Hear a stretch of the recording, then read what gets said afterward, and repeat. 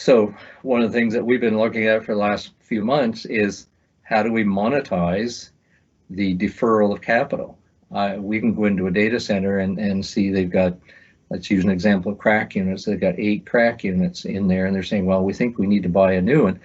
By the time we're done work in there, they're down to operating with 4 crack units, maybe 5 crack units. So they don't need to buy that additional crack unit. So that deferral of capital, what's that? How do you monetize that and put it into a payback scenario? We're looking at ways of doing that. How do you monetize the fact that now I've improved your energy efficiency, the airflow efficiency and airflow effectiveness in your data center? Now you can load up your racks. Instead of having your racks at 6-7 kilowatts, now you can load them up to 10 kilowatts, which means you don't have to expand the footprint of that data center. How do you monetize that and put that back into a value that the customer can say, hey, not only I'm saving this much energy, I'm deferring this capital cost, which is equivalent to this, because I don't have to buy another cooling unit and I don't have to do an expansion on my data center. When you factor all those things in, it's a good picture. But how do you monetize that? That's what we're looking at trying to do. I'll even throw one idea in there, because monetization often comes at the exit of the asset. Mm-hmm. So on the real estate side, when we're looking at things, we're saying, oh, okay, when were the last time some of these units have been upgraded? And right. Is the tenant going to stay in the data center, especially for these enterprise data centers, over the long haul?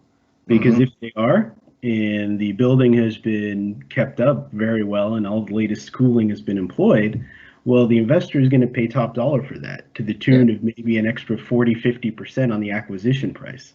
Mm-hmm. And so we try to remind folks all the time, hey, when were the last upgrades? Has the gens been kicking in a lot? And if the gens have been kicking in a lot, investors aren't stupid. They're going to look at it. They're going to ask why.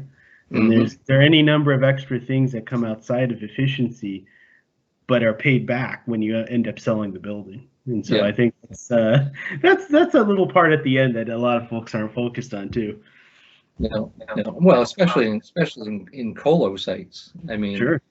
If you're the design or I don't want to say design, the layout of your data center is such that you can only accommodate 3 kilowatts per rack for a customer, and we can go in there and improve to the point where you're carrying 6, 7, 8, 9, 10 kilowatts per rack for in a site. How much more revenue can you generate in that site? Because now I can accommodate a lot more customers in that site as well. But how do you, I mean, there's ways of doing it, but we just haven't spent the time to really try to put a dollar value to it. But when we went and do our work, one example we come out of, we call it released.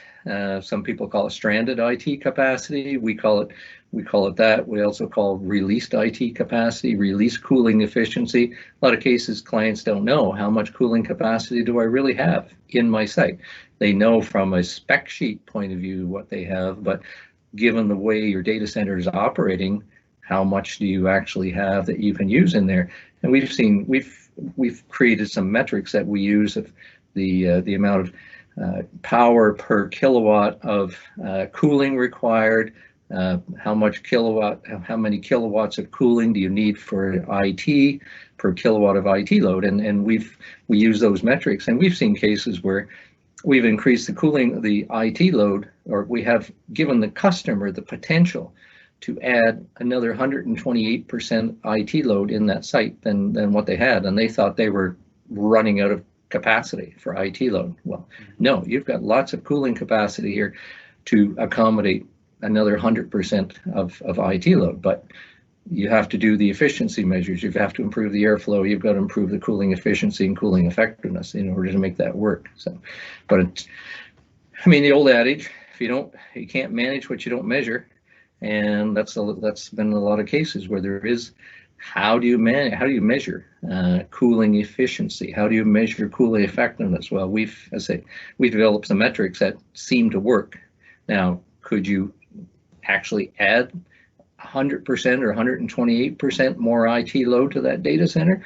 Probably not, because it never quite goes as you plan, but certainly you could add another 70 or 80% of IT load to that data center and be quite safe with it. So it's just getting that information in front of clients so they understand what they can do with their sites and how much more they can do with their sites, I guess is what I'm saying, without having to spend a big amount of capital to achieve that.